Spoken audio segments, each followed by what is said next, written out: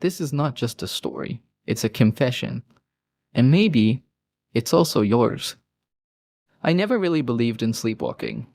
It always felt like one of those movie things, something exaggerated for dramatic effect or used as a punchline in a comedy. But that changed when I started living with Ethan. We weren't dating or anything, just two guys splitting the rent in a decent apartment close to campus. Ethan was the kind of person who made you feel at ease without trying.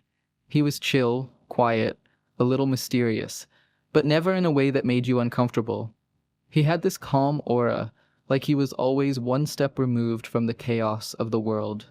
We had known each other for a few months before moving in together. Classes, mutual friends, shared interests. It all kind of clicked without effort. When he suggested we rent a place together to save money, I didn't think twice. And for the first couple of weeks, it was easy, dividing chores, sharing food, laughing over dumb memes until late. But then the first incident happened. It was around 3 a.m. when I heard my door creak open. At first I thought I was dreaming. You know how dreams can blur with reality when you're half asleep?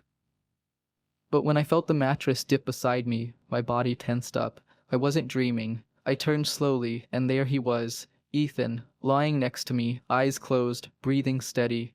At that moment, 1,000 thoughts ran through my head. Was he okay? Was this a prank? Did he mistake my room for his? I whispered his name. Ethan? No response. I tried again, a little louder this time. He didn't move. His face was serene, like he was deep in sleep. The moonlight through the window painted soft shadows across his cheekbones. I didn't know whether to shake him or stay completely still. I chose stillness. Minutes passed. My heart was racing, but his presence, strangely enough, wasn't threatening. He looked so calm, peaceful even. And something about the way he instinctively moved closer, resting his head near my shoulder, sent a chill down my spine, but not in a bad way. Eventually, he stirred, sat up slowly, and without saying a word, walked back to his room. I didn't sleep the rest of that night. The next morning I found him making coffee like nothing had happened. I waited, hoping he'd bring it up. But he didn't. So, I asked, "Hey, do you remember anything weird from last night?" He paused, blinking at me over the mug. No? Why? I laughed it off. Ah, nothing. Must have dreamed it. But it happened again, and again, always around the same time, always the same pattern. He'd enter my room silently, lie beside me for a few minutes, then leave without waking. By the third time I was sure Ethan was sleepwalking, and still, every time, I froze. Not because I was afraid, but because I didn't know what I was feeling. The weirdest part? I started waiting for it. I found myself staying awake longer, pretending to sleep, listening for the soft creak of the door. My heart would beat faster as I stared at the ceiling in the dark, wondering if tonight would be the night again. And when it was, I'd pretend to be asleep, just so I could feel him near, feel his presence, like it meant something. God, I sound insane writing this. But when you live with someone, when you're around them day after day, sharing space, laughing at the same shows, brushing hands accidentally in the kitchen, lines start to blur. Was I imagining things? Or was there something more behind those sleepy visits? I didn't know. But one thing was certain. I wanted to find out. After the third or fourth night, it stopped feeling like a coincidence. It started feeling like a pattern, a ritual, and worse. I started needing it. It's embarrassing to admit, but I'd lie in bed, tense with anticipation. Every little sound, the creak of the hallway floor, the soft hum of the fridge, would make my breath catch. And when the door didn't open, when the night passed in silence, I felt this weird emptiness settle over me, like something important was missing. But how messed up is that? I was literally waiting for a guy to unconsciously sneak into my bed. I didn't even know how he'd react if I ever told him. I tried researching sleepwalking online, causes, triggers, what to do when someone's in that state. But nothing I read explained why Ethan always came into my room, and never anywhere else. Never the kitchen, never the balcony, Just my bed. One night, curiosity got the better of me. He'd just come in, same as always, slow steps, blank expression, and laid down beside me. My heart pounded like a drum in my ears. I stared at the ceiling, frozen, trying not to make a sound. But then, he turned toward me. Not violently, not in some horror movie way, just naturally, like it was the most comfortable place to be. And he whispered something. I almost didn't catch it. His voice was soft, barely audible. Warm. My breath hitched. I thought maybe I imagined it. But then he sighed, like someone finally able to rest, and I realized he wasn't just wandering randomly. He was looking for something. Or someone. Me. That night, I didn't pretend to sleep. I turned slightly, just enough to see his face. He looked so different like that. Unguarded. Peaceful. Vulnerable. And maybe it was crazy. Maybe I was reading too much into things. But I couldn't help thinking, if this is what he does without even realizing it, what would happen if he did realize? The next day, I avoided him. I couldn't even look him in the eye. I kept thinking about how close we'd been, how easy it would have been to reach out, to touch his hand, to whisper his name and see if he stayed. He noticed. "Everything okay?" he asked, handing me a bowl of cereal. "Yeah," I lied, "just tired." He looked at me like he wanted to say something else, but instead he just nodded and sat across the table, eating in silence. And I hated how far we felt in that moment, especially after how close we'd been the night before, even if only one of us remembered. That weekend, I stayed out longer than usual, hoping the distance would help me clear my head. I ended up crashing at a friend's place and didn't come home until Sunday night. When I walked in, Ethan was on the couch, headphones in, eyes closed. He didn't hear me at first. I watched him for a second, letting myself just look. His jawline, the way his fingers twitched slightly with the rhythm of the music. God, I was in trouble.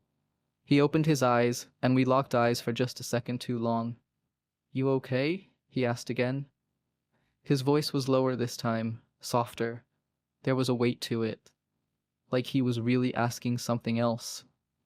I nodded, but before I could lie again, I said, "Do you remember coming into my room last week?" His expression didn't change right away, but I saw the way his eyes flicked down, how his fingers clenched a little tighter around the armrest. "What do you mean?" he asked. "You've been doing it for a while, coming in, lying down beside me. You never say anything, and you always leave before morning. I think you've been sleepwalking." A long silence. Then he exhaled. "I was hoping it was just a dream," he said, his voice almost too quiet to hear. "What was?" He looked at me, really looked. And for the first time, he wasn't trying to hide anything. "You." My heart skipped a beat. "I thought I was dreaming you," he continued. "I didn't think it was real. I'd wake up sometimes with this warmth, like I'd been somewhere safe, with someone. But I thought it was all in my head." I didn't know what to say. The air felt thick around us. I wanted to reach for him, but my hand stayed still. "You never told me," I whispered. "I was scared," he said. "Still am." Then he stood up, slowly, carefully, like every movement carried weight. He walked toward me, stopped just a foot away, and said, "Was I unwelcome?" "No," I said, breathless. "Never." And that's when everything changed. That night, after our conversation, I couldn't focus on anything. Every word Ethan said kept replaying in my head. Was I unwelcome? I thought I was dreaming you. Still am. I stayed up, pacing my room, heart racing with 1,000 conflicting thoughts. Part of me wanted to pretend like none of it had happened, to crawl back into the safety of the unknown. But a bigger part, one I could no longer ignore, wanted to see where this would go. What if he came again tonight? What if this time he was awake? I didn't sleep. I kept my lights off, but I stayed alert, lying in bed with the covers halfway pulled up, ears straining for the smallest sound. And just past 2 a.m., I heard the softest creak. The door eased open. My pulse spiked. But this time I knew he wasn't sleepwalking. Ethan stood there quiet, one hand still on the doorknob, the other slightly trembling. His eyes met mine in the dark, and for a moment neither of us moved.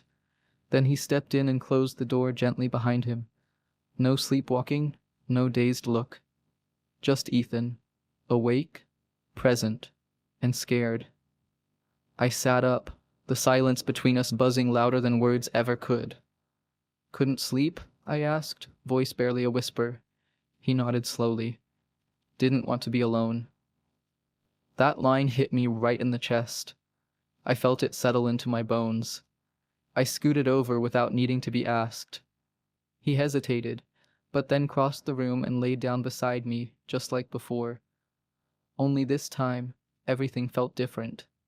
His breathing was uneven. His arm brushed mine, and I could feel the tension in his body. He was stiff, nervous, like one wrong move would ruin everything. I turned to face him, heart pounding. "Ethan." He looked at me, his expression unreadable. "I don't know what this is," he said quietly, "but I can't ignore it anymore." I swallowed hard. "Me neither." There was a pause, like the universe was holding its breath. Then slowly, cautiously, he reached out and let his hand rest on top of mine. Just that. The simplest touch, but it felt electric. Warmth spread through me like a wave, and I couldn't stop the soft smile that tugged at my lips. I thought that would be it. Just a touch, a moment.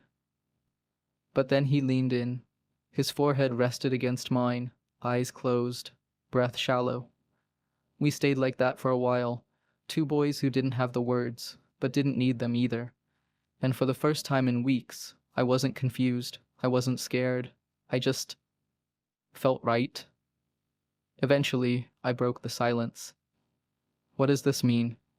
He opened his eyes, met mine, and whispered, "I don't know. But I want to find out." And somehow that was enough. The days that followed were filled with silence. Not the bad kind, just the quiet that comes when everything feels fragile, like we were afraid of breaking it. Ethan and I didn't talk about that night, not directly, but we moved differently, sat closer, held each other's gaze a little longer, smiled at things we never would have noticed before. It was like something had been unlocked between us. One evening, after a long day of classes, we ended up in my room again. This time in daylight, no pretense, no darkness to hide behind. I was sitting on the floor, scrolling through music, while he laid across my bed, half asleep. "You know," I said, glancing over at him, "you talk in your sleep." His eyes cracked open. "Yeah?" "Yeah. Last night you said, 'Don't let go.'" He looked at me for a long second, then turned his gaze to the ceiling. "Maybe I meant it." I froze. I couldn't play dumb anymore. "You've been acting like nothing happened," I said more nervously than I intended. "And maybe that's fine. But I can't keep pretending." He sat up slowly, legs dangling off the edge of the bed, facing me. "I'm not pretending, Noah. I'm scared." "Of me?" I asked quietly, number of everything this could mean. That hit me hard, because truthfully, I was scared too. But I was tired of living in fear, tired of second-guessing everything that felt so real, so honest. I got up and sat beside him. "You know what's funny?" I said. "You sleepwalked into my room, into my bed. And somehow, you walked right into my heart too." He let out the softest laugh, shaking his head. "That's the cheesiest thing I've ever heard." "Doesn't make it less true," I whispered. He looked at me again, and this time there was no hesitation. He leaned in, no dream, no fog, and kissed me. Soft, slow, careful. It wasn't perfect. It was nervous and slightly awkward, and maybe even clumsy. But it was ours. When we pulled back, he rested his head against my shoulder. "I don't know what comes next," he said. "Neither do I replied, "but I think we'll figure it out. One step at a time." We sat there in the quiet, sunlight spilling through the window, and I realized something. He didn't sleepwalk into my life by accident. He found me, even in his dreams, and I wasn't planning on letting him go. Some confessions haunt you, others awaken you. Subscribe and discover the ones you'll never forget.